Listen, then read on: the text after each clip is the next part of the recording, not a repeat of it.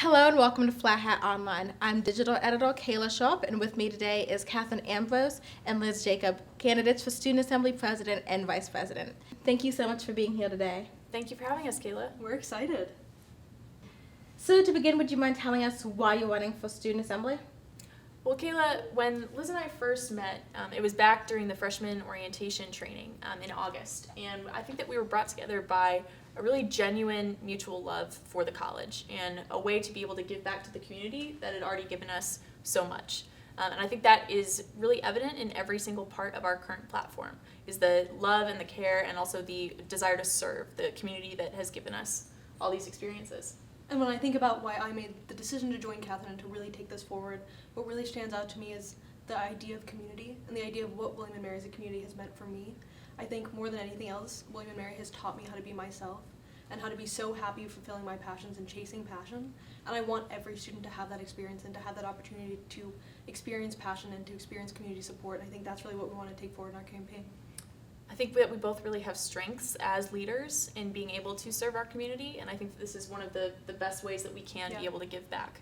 Our leadership styles are very different, and the way that we are involved on campus is very different, but I think that it complements each other so well, and it would complement the Student Assembly. So you recently launched a trial independent version of the Student Assembly website. Would you mind elaborating on what went into this decision and how you plan to keep increasing the transparency of the Student Assembly? So Kayla, our platform actually features 6 different prongs to be able to affect all areas of campus. One of those prongs is being able to revitalize the current Student Assembly. And when we thought about what exactly it was that the Student Assembly needed or was missing, the website was one of the first things that came to mind. And so we saw a need, and we saw our commitment to be able to show the student body that this was something that we were dedicated to, it was something that we wanted to be able to change, and the website was a very tangible and concrete way to do so. And for us, the idea of having a website goes beyond transparency, but rather really touches on the idea of shared responsibility. And that shared responsibility for how we construct our community and how we sustain our community really starts with having steady and reliable information. And so that's why we wanted, and we're so committed to having the Student Assembly website up and running, was because we want to open up channels of communication across campus and ensure that people have a way to get that information and then understand it. And so we not only made this trial website, but we also found a way to sustain it by partnering with ACM at WM, which is our college's computer science club. We have a group that's willing to work with us to make sure this is a functional website and also something that people really understand how to use. So what would you say to students who question the effectiveness and the accountability of the Student Assembly, and how would you plan to change the way that the current Student Assembly functions? I'd say that current students definitely have a reason to be able to question what the Student Assembly does, how we operate, and the different goals that we have. Right now it's not really clear to students in our Senate meetings on Tuesday nights, our committee meetings on Sunday. A lot of students don't realize the entire budget process. And so that's something that we definitely would like to be able to highlight and make easier to understand. We have a couple different reforms within our Revitalizing the Student Assembly platform prong. They start with the trial website that we've already created, but they also go into being able to have a more public voice and using the essay as a tool on campus to be able to highlight and amplify current student voices and the current great work that students are already doing. This could be in the form of different campaign events, of different groups and clubs on campus, but it could also be in the form of highlighting leaders in the community and also just publicizing the current climate on campus. And I think a big part of taking essay further is making people realize why they should care about essay. And that's part of the reason why our platform is so expansive. It's because we wanted to touch on so many different facets of student life to engage students and to give them a reason why you should care. So if students have ever wondered, why does this matter? What's the role of student government? I think the role of student government really is to strengthen and further community. And so we see that with our 6 different prongs, but we also see that with how we're reaching out throughout our campaign. And once we start to hear from the student body, as we have over the past week, we're starting to realize we might be doing the right thing. We might be touching the right sectors of campus. We might be championing ideas that people really care about. And so I think if there was ever a time to wonder if you can trust Student Assembly, if you can take it further, look at our platform, look at how we've laid things out. That's a tool for accountability and enforceability should we be elected. We've really laid out the ideas we've had, and we're committed to the ideas that we have. And so by sharing that with the whole campus and sharing that with the community from the start, we want it to be a tool for accountability. So another aspect of your platform is sustainability on campus. What areas at William & Mary do you think require the most improvement when it comes to sustainability, and what specific ideas do you have to improve upon those areas? So sustainability is a really integral part of our campaign, and part of the reason of that is because we recognize that it's not a one sector of college issue, it's an underscoring of the entirety of our college life. And so we really see sustainability starting at the top. And we want to start by codifying an official policy on how our college intends to be more sustainable in the future, and to use that as a call to arms for student groups across campus. We want this to be a way to further student efforts and to also make sure that they can be productive moving forward. And so a specific way that we really see us impacting sustainability on campus is by looking at SA as a purchasing power. How does SA fund student groups and student events? And how can we use our role to really ensure that students are purchasing things for events that are sustainable, that are reusable, that are degradable? And so that's really important to us because we want to think about how do we make sustainability tangible? How do we make it something that people can integrate into their daily lives and to see lifestyles that they can recreate beyond the college? And so it's not just right now looking at sustainability, but how do we take it forward for the next 323 years? There's also a bunch of different groups on campus that are already doing really great sustainable work, and so using SA to be able to translate that message and make sure that every single corner of campus is hearing it. The work that Take Back the Tap has already done, and being able to phase out the use of plastic water bottles on campus. Also the work of Seek and Seize the Grid, being able to be a bridge for the administration and also the student government, and then being able to translate that out to the entirety of the student campus. So your platform also touches on student health and safety.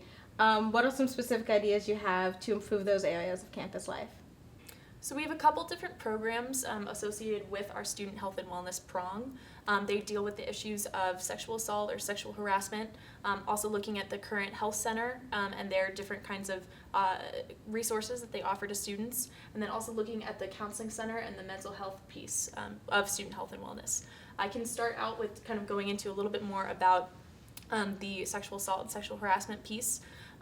As Student Assembly, we would like to be able to mandate a training for all groups that are going to be funded by Student Assembly, and be able to have a bystander intervention workshop, but also one focusing on sexual assault.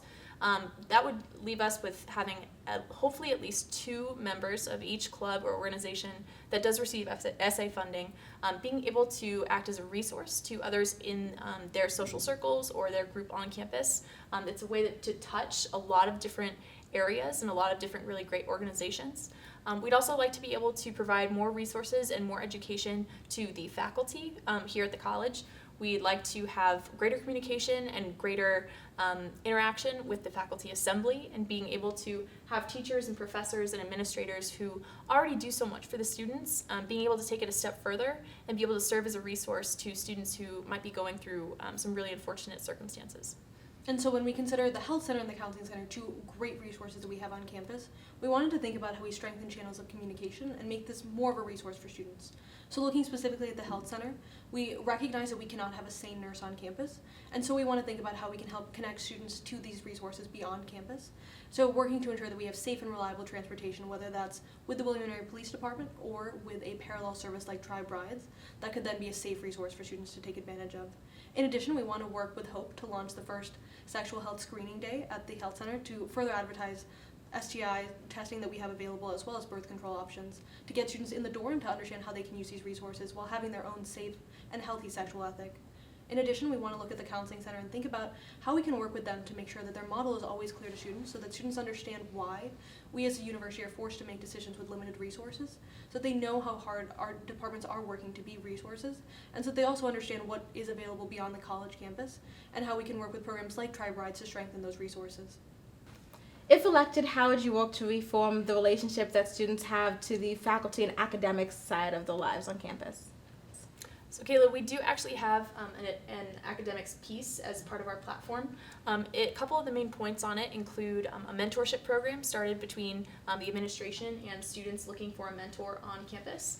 We'd also like to be able to have more of a student assembly voice within the faculty assembly, and being able to have a little bit more collaboration and interaction between those 2 groups. I feel like the faculty assembly might be another group on campus similar to student assembly, where students don't really know what goes on. That communication and that openness and accountability really isn't there for a lot of students, and so being able to open those channels would be something that we would make a priority. And something else that's really important to us too is looking at our platform holistically. So academics isn't separated from the rest of our prongs. Rather, we want to use student life and student life experiences on campus as a way to elevate the academic experience. So whether it's diversity and inclusion, student health, or sustainability, we want to be able to bring these components of student life into the classroom and recognize the value of identity and the value of diversity and how we bring this forward. And we want that to be something that students feel comfortable sharing. So we want to elevate those experiences outside of the classroom so that it can then be something that feeds back into the academic experience.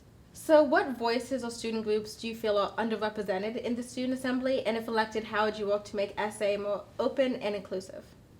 So something that we've kind of come to realize is that a lot of student groups don't even realize what SA can be for them.